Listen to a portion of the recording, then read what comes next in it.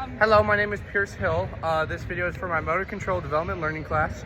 I will be teaching my sisters how to do an overhead volleyball spike by use of fractionization, guided discovery, and let me find the other one. And serial practice. So, two sisters, come into the frame, please. This is my second youngest sister, Emmy. She's right below me. This is my youngest sister, Rosie. Rosie is an intermediate level volleyball player and Emmy is a beginner. So let's begin. Okay, as you can see, I have them warming up behind me. So as far as the practice session goes, I have it written down here just to aid me a little bit because it's a lot. So it's gonna be a warm up, just like get them moving like they are right now. Get them like familiar if they're beginners. Intermediate is just like getting the muscle warm. And they need skill practice, so I have some various drills. We'll go over those here pretty soon. But so as far as our principles go, our demonstration is gonna be what, how often, and who. I'm gonna be doing the demonstrations. As you can see, they're getting really warm back there. I'm gonna be doing the demonstrations. And with the volleyball spike, I feel like it's really helpful to break it down into parts, so that's where the fractionization comes in. So we're going to be breaking it down to arm swing, approach, integrating. It's a lot more complicated than that, but you'll see here soon enough. So, and then we have serial practice, which is just repeating the drills in a predictable sequence. So, getting the arm swing, the approach, flicking the wrist, that kind of thing. So yeah, we're going to get them into some drills here soon. You guys can see what that's like. So, okay. So for our first drill on how to learn the volleyball spike, we're going to be isolating the arms. Okay?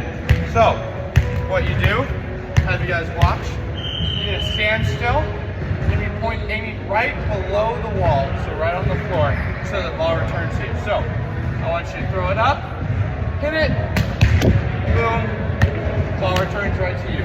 This is an example of demonstration. I explained the skill clearly to them, and now I'm gonna let them go do it on their own, discover what works for them. Okay, now this is an example of fractionization as well, as we're taking one large skill and dividing it up like a fraction so that it's easier once we integrate it with serial practice. Good, now stand still. I want you to really flick that wrist, just like that. Nice. It's a bit loud in the UREC, so I apologize. Good. I want you to toss it up more, Rosie. Good. So now we're going to be isolating the jump, the approach to the volleyball spike, which is really important. Just so I get closer. We're going to be isolating the approach.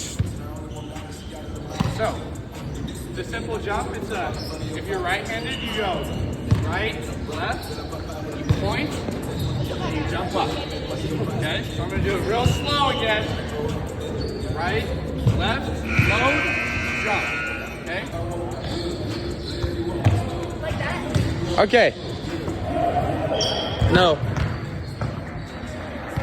Keep doing it. This is also an example of guided discovery, having them figure out what works for them. Okay, so that's not working. Rosie, let's see it. You're not Rosie. Nice.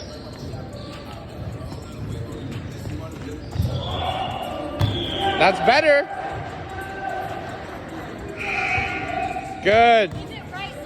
Okay, now that we have combined the three-step approach and the fractionized arm swing, we're gonna put it all together in a form of serial practice.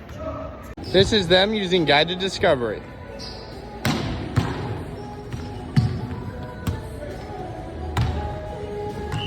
So what worked then and what didn't work? The arm swing from the first step we tried, but the planting is still having trouble. Yeah, okay. So that was my demonstration of the volleyball spike for a beginner and intermediate level volleyball player. Just to recap, we used guided discovery, demonstration, serial practice, and fractionization. Fractionization in the separating the different parts of the volleyball swing. Serial practice in practicing it multiple times. I didn't video all the practices because then we'd go way over 5 minutes. But yeah, so those are the practice principles that we went over in this. So we did arm swing and contact, we did the approach and the jump, and then we did serial practice of both of those. One of the drills that was not included in filming was telling them to do a different spot on the court. So I think that if I were to do this again, I would spend more individual time with the beginner, let the intermediate use more guided discovery. So thank you for listening.